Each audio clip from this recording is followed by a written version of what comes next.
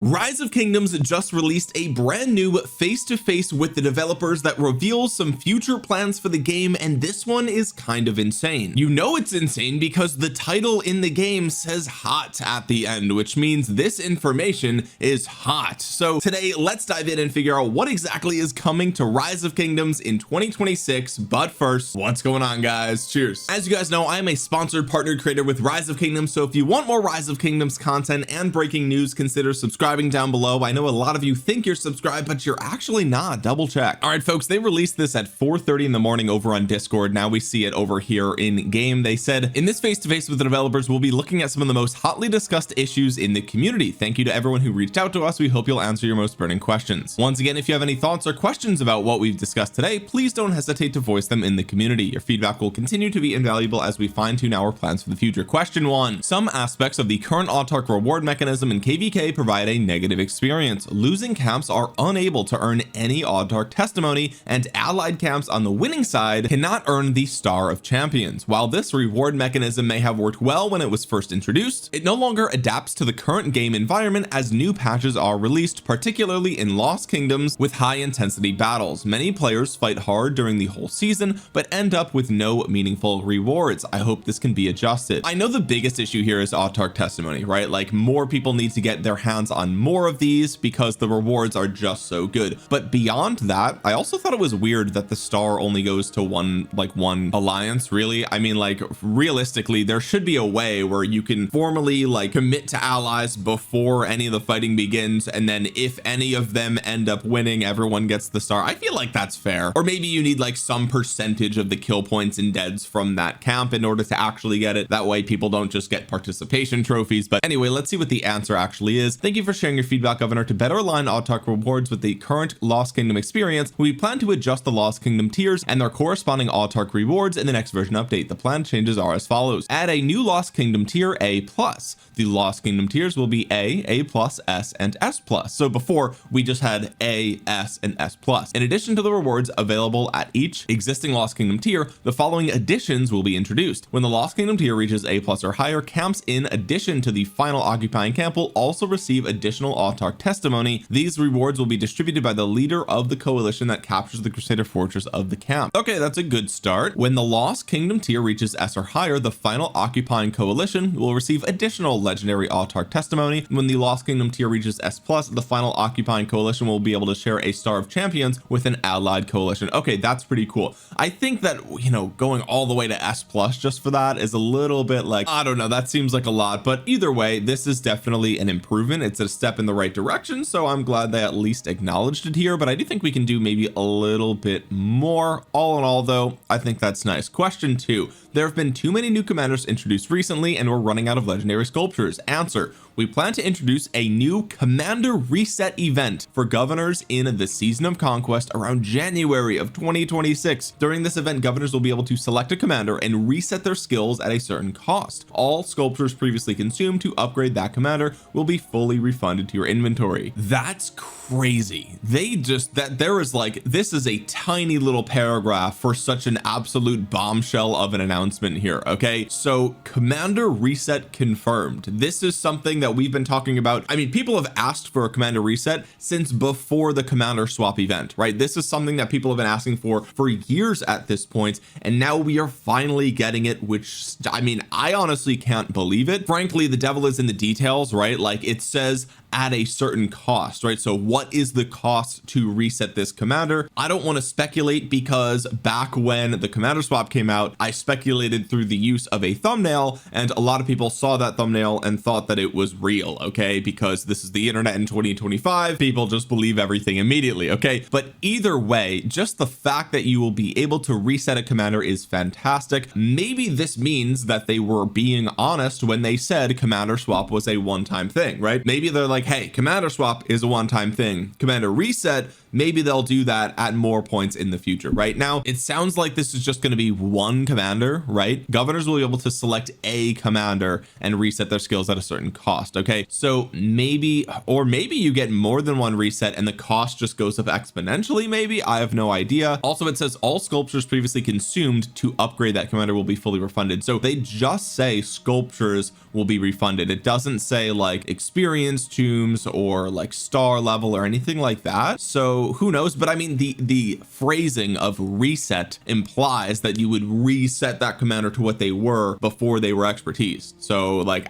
I have no idea. Another question I have too is like, for example, if I reset my gold key Ragnar, which I made a video about recently where I talked about how I got him exclusively through gold keys, so I've only ever used Ragnar sculptures for him. If I reset him, surely that won't give me back 690 universals, right? However, if I reset my William the First, is it going to give me 372 William sculptures and 318 universals? That's a fantastic question. I have no idea how this is actually going to work. I feel like my knee-jerk reaction is it would just give you back the William sculptures and the universals. So the idea is you would probably want to reset a commander that you just pumped full of universals, but again, that is all speculation because we have very little information here. But what we do know is that this is coming in January of 2026, so we are less than 4 weeks away. We are as little as like 1 or 2 weeks away from this, which is insane that they are just stealth dropping this and just waited to the last minute. I'm so excited to see what this actually is. Hopefully the cost is not too high. Hopefully it's not like, actually I don't even want to say a number because I don't want to spread misinformation or rumors. I am a partnered creator, but I do not have inside information for this. Okay, and just to throw out a PSA, you're gonna start to see people, because I've played the game since the beginning of time, you're gonna start to see people flooding VIP chat and support with questions, and there's going to be answers that come out that are just wrong. They're just not going to be accurate because they're not going to know. I mean, this happens all the time with support. Like, they will not understand the question and they'll say one thing and then it's just wrong, and then people spread it on Facebook and they spread it on Discord, and then everyone's like, oh my god, look at this very real thing that's happening and totally coming to the game. Like, this is definitely how this mechanic works, and then it just doesn't work like that at all. Please do not spam support with questions about this. Okay, they don't know. They don't know. They do not know. They are not developers. They are not the people building the game. They don't know the answer here. Okay, just wait for this to come into the game. Don't spread misinformation about this. Let's just wait and see. All right, let's move on to question 3. It's quite difficult to earn Zenith badges during the Zenith of Power event, so I hope they won't be reclaimed after the event ends. This is a big point of contention and a lot of people have said this. Okay, answer: thank you for your feedback, Governor. Considering the long-term value of Zenith of Power city themes, we will not be changing the end of event recycling rules for badges at this time. However, the following optimizations will be introduced. 1, a new item will be added: Legacy Zenith badge, temporary name. During the event, Zenith badges can be manually converted into Legacy Zenith badges. After the event ends, any unused Zenith badges will be automatically converted into Legacy Zenith badges. Exchanging for city themes and effects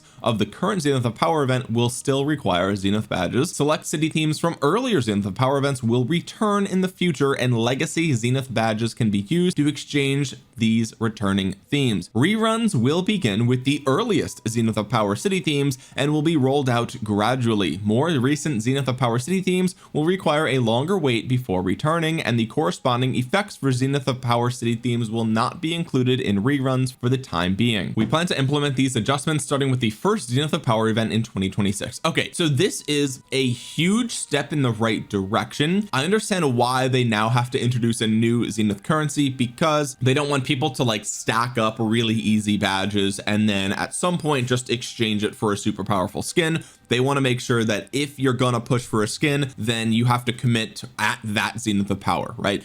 So they don't want to sort of break the essence of what Zenith actually is. So I understand having this separate system for Legacy Zenith badges. The thing that I find a little bit worrying here is that they're going to start with the oldest Zenith of Power skins, which is kind of pointless, right? And the reason that it's kind of pointless is because I have an older skin. This is the Atlantis skin. You were able to get this, I think, in 2021. Yeah, special 2021 anniversary city theme. This gives you 10% infantry health. Okay, it actually used to have a negative attribute back when it first came out, but now they don't do that anymore. My point is that this skin is actually not very good anymore, right? It looks really cool and I love that I have this this cosmetic, but it actually isn't very good, so much so that I don't even use it anymore. I just use Twilight Falls. And now that they've actually introduced the Hawa Mahal, this is a much better city skin than any of the older ones, right? Universal 8% defense is way better than troop specific 10% of anything, right? Because everyone's running more than one troop type in the open field, so clearly 8% universal defense is better. So basically, you know, as the Zenith of Powers go on and as the legacy Zeniths, the only ones available are the 10% skins, right? Basically those are the prime culprits here. If it's a 10% skin, no one's going to want it anyway because you already have an easier to obtain city skin right here. Does that make sense? So I know that they said this was like 6 of the conquest coins or something like that, which I know for many people is going to be challenging. I still have blueprints to be buying here, right? And we have the inscription shop to save for, so it's like it will be a while before I get my hands on 6 of these to throw into a city skin. But my point is, like, I don't know, I feel like the older Zenith skins are just unable to compete these days.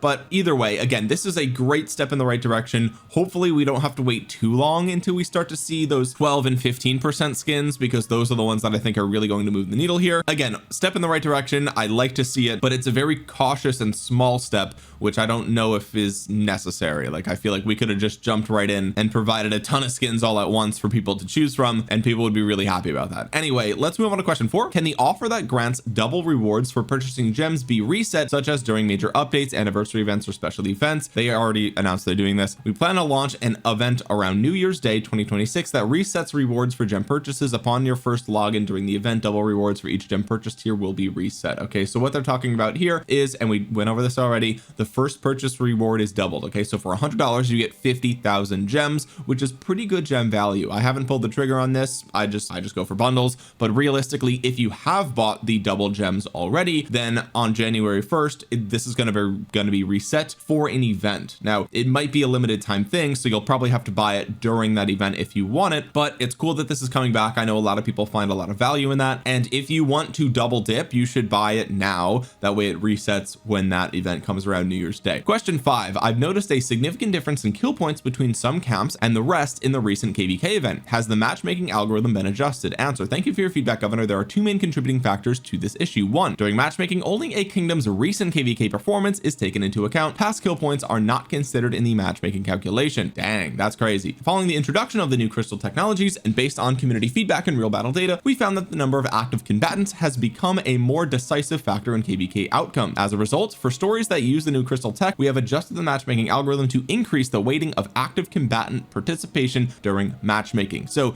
yeah, this is actually huge. I mean, as there are more people on the field that are tanky, right, now that they have defense and health in the crystal tech, you can't just out DPS the enemy by just having more damage on the board, right? The answer is have more players, but that's like a very complex and long-term solution to this problem. Recruiting is very difficult. Like, it's very hard to go through that. So yes, people who have more players should definitely have a massive advantage when it comes to KvK matchmaking. And also, if those players never go offline, which is something that everyone has been experiencing for the last like year or more at this point, then you have an absolutely busted kingdom or camp or whatever the case might be. So that makes a lot of sense. Hopefully they can figure out matchmaking going into 2026. Question 6. In some multiplayer gameplay, alliance management must invest significant effort to mobilize members to actively participate. Even so, members who perform exceptionally well are not always properly rewarded. I hope there will be mechanics that allow alliance leaders to customize certain events so that participating members can earn rewards. For example, when a pass becomes available, alliance leaders could set an enemy elimination goal and members who meet the objective would receive rewards. Answer. Thank you for your feedback, Governor. We will soon introduce an alliance armory system. Temporary name. Alliance members' active participation will contribute resources to the armory, and alliance management will be able to use these resources to customize and initiate alliance activities. Members who complete these activities can claim rewards. This system is intended to reduce management burden on alliance management while encouraging greater member participation. That is fantastic. This is very good. Really love to see this, right? This is definitely an issue, and you know, running an alliance and running a kingdom is already so much much time, and it is an absolutely thankless job. Like, you get actually nothing out of it other than the satisfaction of knowing that when you win, it was because of you. People won't really necessarily thank you for it, but at least you can know that, hey, that's that we did that, I did that, right? I brought everyone together, I planned everything, we won that event, right? That's the only satisfaction that you get. And also like the satisfaction of seeing that your friends in game perform well and have fun, and like that's, you know, but you know, besides that, it's really a thankless thing. And anything that helps alliance leaders and kingdom leaders, you know, drum up participation for events is a good thing. Hopefully these rewards are actually good. You know, if we look at, you know, the crystal chests that alliance or the kings can give out to members of the kingdom, those are great, but there's not much in them, right? So like we really need like a good chunk of rewards for this, but we'll have to wait and see what they actually have planned here. Question 7, the off season feels quite boring as there isn't much to do during this period. Wow, you must be new here, brother. You must be new. Hey, you just started playing. What's going on? Answer: we recently conducted a dedicated survey to gather feedback from governors about the off season experience. Based on the results, we plan to introduce a new series of events during the off season to enhance daily gameplay and help players transition more smoothly between seasons. This plan is currently in development, and once the details are finalized, we will share further information with the community through channels such as face to face with the developers. Okay, great. This is really cool. They're planning more things for the off season. I'm happy to see that. I would love to see more stuff like that. I think everyone would, so that's great. Question 8, the current Pioneer experience feels a bit cumbersome. For example, trying new stories still costs players a lot of resources. Is there a way to make it easier to explore the latest content while still helping the game spot issues early? Answer: we are preparing a new Pioneer mode. In this mode, players will be able to switch characters directly and enter a dedicated Pioneer kingdom, avoiding the use of their own speed ups or resources. The mode will be rolled out gradually according to development priorities. That's great. This is how it should be. Pioneer modes and Pioneer KVKs are test servers, right? These are test events. It's basically when something is in beta, you are beta testing that for the rest of the game, right? So the fact that you have to use your own account to do that is a bit rough. That is a bit unfortunate. I do think it makes it a bit more genuine, right? Because then you're actually playing how you would actually play, because you don't want to waste stuff, right? Like you would normally, you would play conservative in certain areas and aggressive in other areas. If they just give players a new account, then it's going to be like, okay, well, they know that it doesn't matter, so they just burn through things, right? So they're not playing how they actually would play. That being said, maybe they just clone your existing account, right? So it's not like everyone gets a stacked account. Maybe it's just a clone of your own account, and then you still have to kind of play within the boundaries of your own account. That would be cool. But either way, I'm glad to see this, right? I do think that it is a bit rough for people that do end up in a Pioneer experience and they're testing things and then they find out that they're not very good, and then they're like, oh yikes, like we're kind of trapped here. We still have to participate because we still want to win, but like this kind of sucks. So I'm glad to see this. I've always seen it as like, if you're Pioneer testing something, the downside is that you're testing something, so you're going to run into stuff that you don't like, but the benefit that you get, like, yeah, they give you a couple of goodies for doing it. It's never really about that, right? The benefit that you get is that you get to try the newest and latest and greatest thing before everybody else, right? That's kind of how I've looked at it. Like, oh, this is the new shiny KVK story. You get to try that KVK story first, right? And so like, that's the benefit that I've seen. You get a new experience, but you know, is that enough?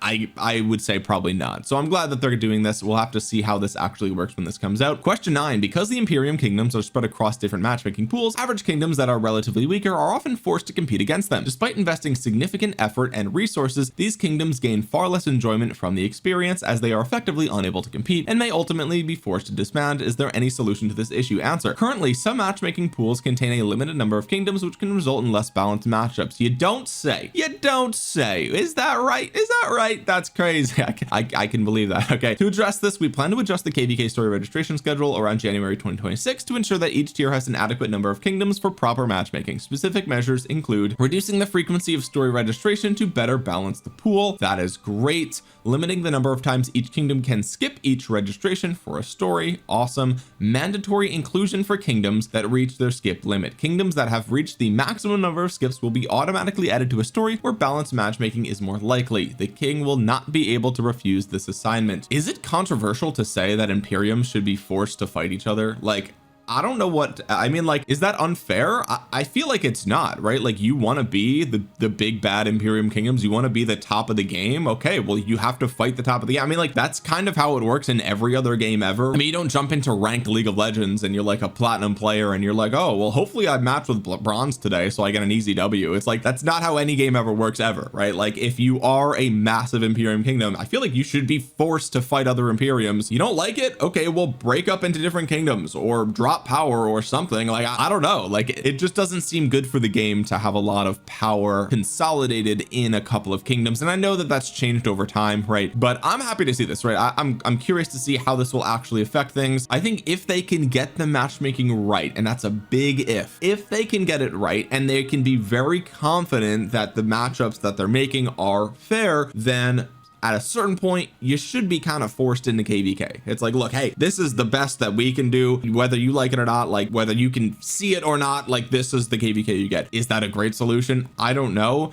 But, you know, one thing's for sure, if you leave it up to the kingdoms and give them too much freedom, then there's always inevitably going to be people that are skipping matchups and skipping opponents and trying to dodge enemies and this and that. And like, you know, I get that, right? And I think that there's a balance there. I think that there's value in that. And there's also value in kind of like forcing certain kingdoms into certain fights. So, you know, hopefully we can find a better balance here. Hopefully this achieves that. Am I confident in that? I don't know. We'll have to wait and see, right? The track record is, you know, it's hit or miss. Okay. Question 10. The current pass battles feel different from before, with large numbers of troops attacking across passes, which seems unrealistic. We have observed that teams are able to attack through walls or mountains surrounding passes, which goes against our intended design of a pass. We are planning to optimize pass mechanics. After these adjustments, troops will no longer be able to attack targets on the opposite sides of the pass, except through the central gate area. Okay. Again, this is another question that feels like it's from somebody who's new to the game. You have been able to attack through a pass as literally as long as I can remember. I know it's not intended, I know you're not supposed to,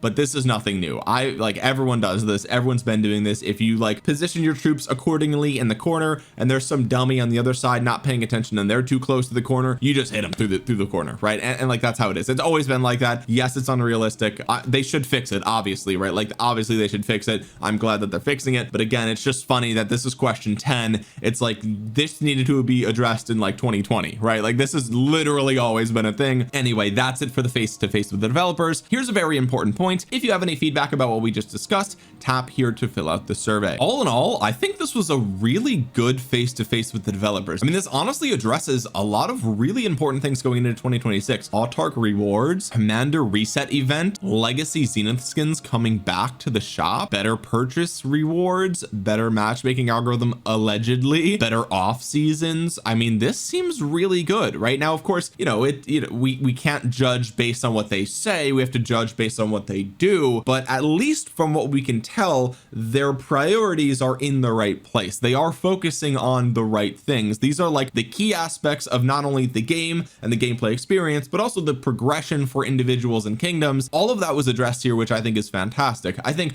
one thing that people probably wanted them to address that they did not address is the recent war frenzy cap and the way that it is implemented, right? And honestly, I'm not surprised that they didn't address it, because frankly, it is in a testing period, right? So, you know, even if you have, you know, 200 people freaking out on the internet, those 200 people are a fraction of the people actually experiencing that system, right? And so what actually matters is the data, like how many people are actually affected, and when they get that number, then they'll address the community, right? But there's no point in addressing the community before they finish their test, right? Like, that's the whole point of the test. Then you address it at the end of it, right? So again, I'm not surprised that they didn't address it here. They are literally in the data collection phase. There's no point in addressing it until you're done collecting data. Besides that though, like, really, this is fantastic. I love that they've announced a legendary commander reset feature. I'm really curious about the details here, and we should know very soon, because this is coming in January of 2026. Now, if you guys want to know other things that I think need to be in Rise of Kingdoms, I just posted a wish list video the other day. Check out that wish list if you want to know more things that I think Rise of Kingdoms needs going into 2026. But we are off to a fantastic start with this. This is very good stuff here, and let me know in the comment section below what you think about this face-to-face with the developers. Is there anything missing here that you really want? And as I said, give them your feedback right here. This is like the way to talk to the developers. It's not through my comments, it's not through VIP support, it's not through Discord or Facebook groups or anything. Like, this is the only button that really moves the needle when it comes to talking to developers directly. Okay, click this button, be respectful, don't curse,